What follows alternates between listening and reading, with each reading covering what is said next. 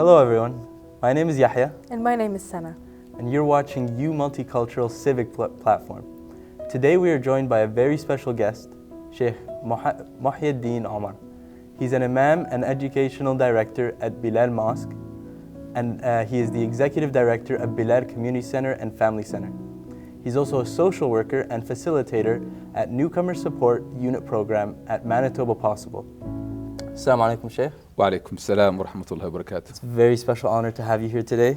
Thank you so much. To start off, what do you do in Winnipeg? As you mentioned, I serve as an Imam, and one of the responsibilities of the Imam is to lead prayers, but also to oversee the religious educational programs, to oversee the spiritual classes, to provide, marriage, officiate marriages. One of my favorite services is to officiate marriage because you are building a new family, right? And most importantly, to be there for the community if they need counseling, if they need service. So that's the main hat I wear. But also I serve as ED for a non-profit organization that mostly provides services and social programs that are geared towards newcomers and youth. So this organization was founded to really empower and inspire and educate immigrant youth, particularly the Muslim community youth.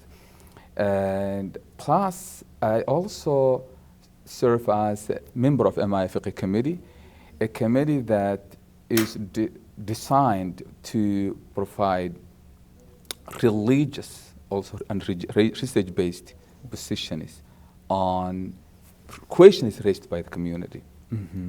So you have many roles, both at a community level and both outside of that.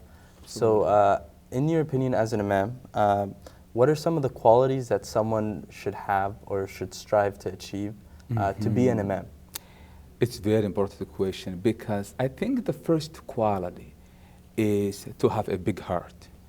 Because, and big heart, what I mean here is that to be compassionate, to have empathy, to have understanding, to have the ability to listen to people's stories, challenges, and also successes. Because I believe that's so critical for not only for imams, for anyone who wants to serve people or to lead people, because it enables you to give people a space so that they can express their genuine thoughts, ideas, and experiences without fear of being ridiculed or judged or discriminated. And so it empowers people, but also it helps me as an Imam to understand the person who they are. First we seek, Stephen R. Covey says in his book, seek to understand and then to be understood. So it enables me to understand the person so that I can help them. But also it builds connection, true meaningful connections between me and an Imam and also the person I'm serving. So connection, trust, and long-term relationship. So I think that's number one quality, having empathy and understanding. But another quality I would add is that also understanding how the purpose and the meaning behind the service. All the work I do, it's about serving either people or serving or worshiping the Creator. And in our teachings, the Prophet ﷺ said, and أحب الناس إلى الله أنفعهم لعباده. Allah loves the most those who serve the people the most. So in our teachings, there are two fundamental principles. Imam al-Qurtubi says, عبادة الخالق وخدمة الخلق. It's either to serve the creationists or to worship the Creator. So my job, what I think, if people see an Imam as either serving people or worshiping Creator, then it gets meaning and a purpose. And that meaning and a purpose really fuels your energy. It gives you energy that cannot sometimes be expressed. People will feel how you move and how you communicate and how you serve, because the cause and the meaning, it would give you the energy. Thank you. I mean, and it's also very important here as a community in the West to have very strong imams with a lot of empathy and open hearts. So thank you for that answer. Kind of diverging a little bit, what is your story about coming to Winnipeg? My story to coming to Winnipeg is quite a long story. So long story short. That's not short. But I can summarize in a few sentences.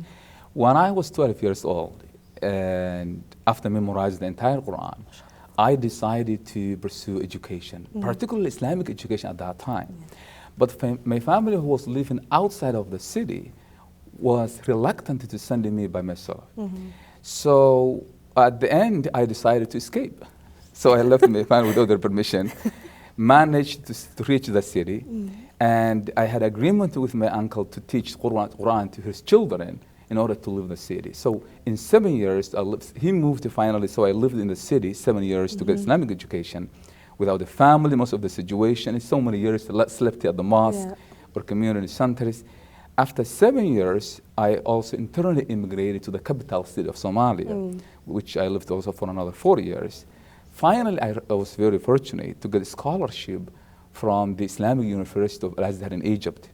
Yes. And where I completed my both high school diploma and undergraduate degree. And after graduating, you know, I was not allowed to work in Egypt back then in 2008. It says غير مرخص العمل. You're not permitted to work in Egypt. You just came here for education. And also the conflict was still going on in Somalia, so I couldn't go back there. So one of my cousins living here in Winnipeg contacted me and he offered me a sponsorship to Canada, and then which I was very fortunate to accept it. So the process took some time, but at the end I arrived here back then in July 2010. And we're so happy to have you. Thank you so much. Appreciate it. So, what is your current role in the community, and what are some of the challenges that you may face either day to day or that are a bit longer and a bit more strenuous that you think? So the challenge is, yes, as an Imam who serves as a social worker in the community, you know, the Muslim community is like any other Canadians, right? They have the same challenge that other Canadians face. Lack of employment, inflation, housing issues, any other challenge that other people also, other Canadians experience, they also experience. Plus, I have seen, you know, I observed so many of them, but let me just highlight maybe 3 or 2. One of them is mental health issue, because this issue has been increasing. And what concerns me is that I understand that first generation is, yes, to have mental health issue because we were traumatized in civil wars, and people they were disoriented because they moved to their home countries and learned a new language. But also what I see now is that even among the youth, the mental health issue is a quite high issue that needs to be addressed. So that's one of the issues, and I think we need as a community to bring more resources to that issue and more awareness and more discussion. That's number one. Number two, as a family, as Imam who does counseling, also I have seen the divorce rate has been quite increasing in the last few years, and the family breakdown was quite frequent in the last few years. And I think we need, particularly among the youth who have recently got married. So I think we need also to research why, what caused this, to examine. There's no any research conducted to examine why Muslim couples, why this, I don't know, compared to other Canadians, it also needs another research. So that's another issue. The third one is Islamophobia.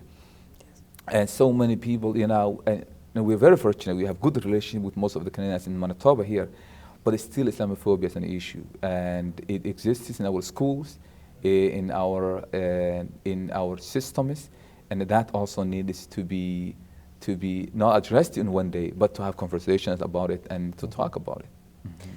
So you were mentioning kind of mental health, or just in general, like for example, Islamophobia. What are some things that we can do to improve? Like what are some steps we need to take, or what kind of conversations do we need to have to kind of either remove the stigma, lessen Islamophobia, or just in general kind of approach mental health? Thank you. So for the mental health, and I think it was very good step from brothers at MI, Manitoba Islamic Association, to create a committee that provides mental health counseling. But as far as I know, that committee was quickly overwhelmed by the number of clients. And so, because sometimes people may have fear to access mental health services in mainstream services. And so I think that was a good step, but still it's not enough.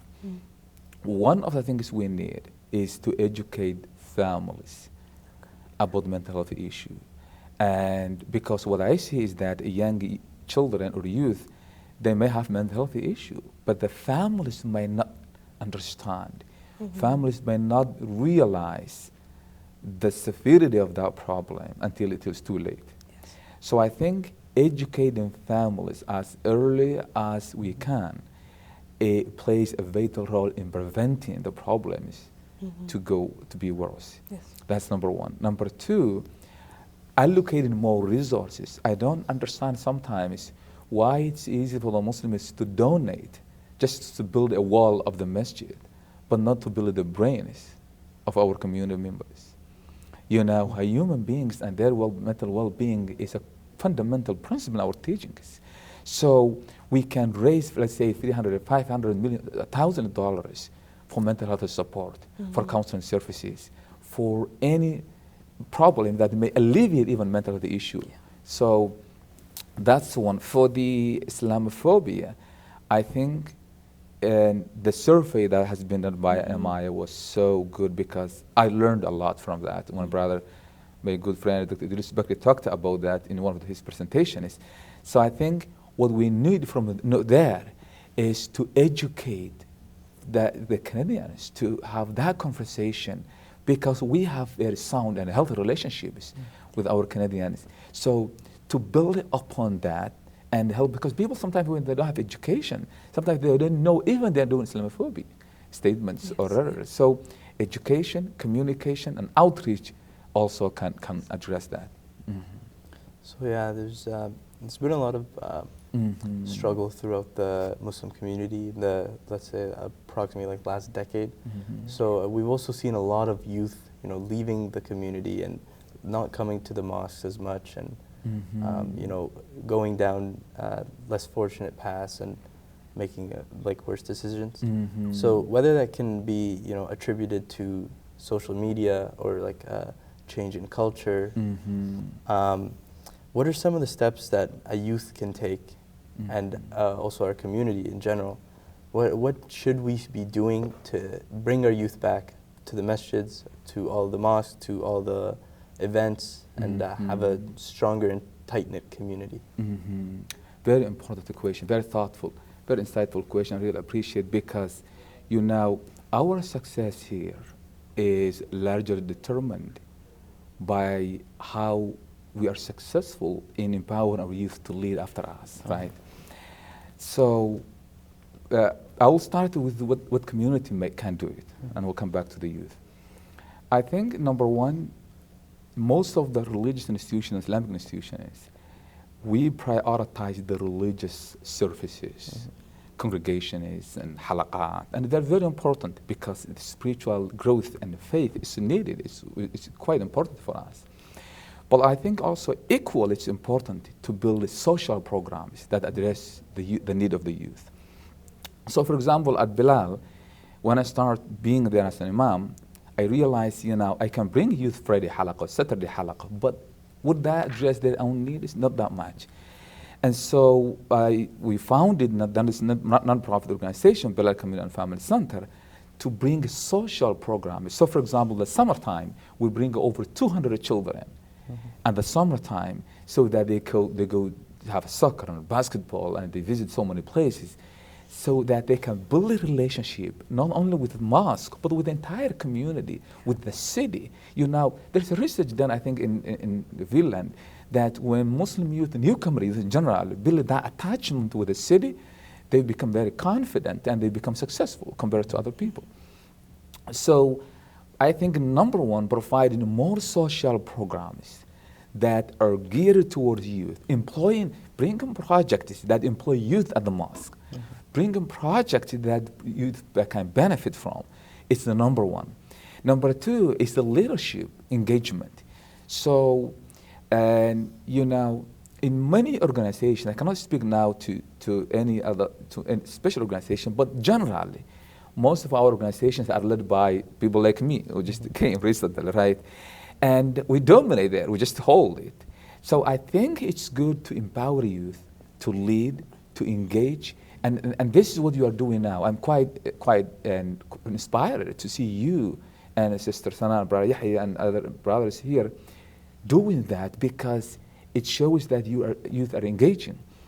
So leadership engagement, empowering youth to be board of directors, to make the decisions, to organize, I think it's very important. And the final point is that sometimes we talk about youth as subjects. I think what we need is that when you read the history and the seerah of the Prophet ﷺ, he would bring 13 and 14 people and they would be part of the decision-making table. And so to bring them and have conference among the youth in which they can brainstorm their own solutions, they would bring ideas and thoughts that sometimes we could never think about it. So I think empowering youth to bring their own solutions and will be another third factor that can contribute. Finally, for the youth, I think sometimes what happens also from youth end is that the concept of entitlement. Sometimes youth who are raised here might don't feel as responsible as we would when our age back home. So I think and that leadership role may address that kind of entitlement, or just I don't care, whatever the case would be. The dad goes to the masjid, he's the board member kind of. So youth need to feel sense of contribution, sense of obligation, sense of leadership, not only to receive but to contribute. But also I think we have to play the role to give them the floor. I mean, you were talking about how the mosques need to be more open to the youth and how they have to take leadership roles. And there's a lot of institutes who are either working with youth or are focusing on youth who do not have the necessary kind of structure or the necessary ways of helping or empowering or supporting the youth. What do you think are some things that people need to kind of take into consideration when they're bringing the youth to the masjid or allowing them to take leadership roles, or just kind of what support can they give for us people in leadership roles? Absolutely. Thank you so much. Very good question. Number one, what I realized, let's just go to a youth halaqah at the mosque, and I talk to them about the masjid and the rules and the policies and the structure and the history of the masjid. They feel they're guests. They feel that the masjid opened for them. One of the board directors came, opened it for them, and then they have this room now in the next 2 hours. That's how they feel.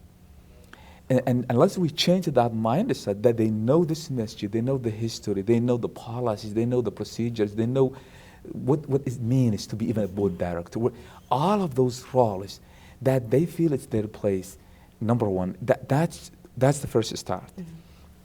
The second is creating structures that give youth power, not just a symbolic youth halaqah, but a real meaningful power. For example, the masjid has, for example, a da'wah program, for example. Does the youth has their own decision on when this halaqah takes place and how long it can continue and who will be speaking and how the structure of this halaqah, or we decide, the Imam and the board of directors, and then we tell them to come to the halaqah.